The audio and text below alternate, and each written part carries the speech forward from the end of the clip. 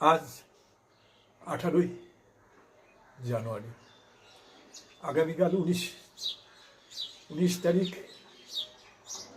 সেদিন আমাদের প্রাক্তনীদের পুনর্মিলন উৎসব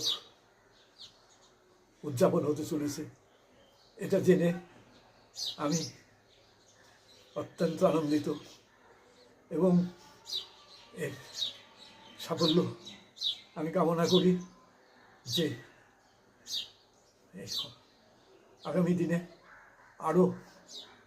আরও উৎসাহ উজ্জীবনা নিয়ে প্রাক্তনীরা যেন এই যে প্রয়াসটা শুরু হয়েছে সেই প্রয়াসটা তারা চালিয়ে নেয়।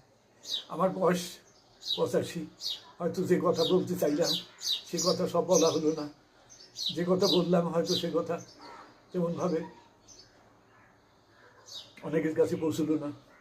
তবু আমি এই অনুষ্ঠানের সাফল্য, সর্বাঙ্গীন সাফল্য কামনা করে আজকে আমার এই কথা শেষ করলাম।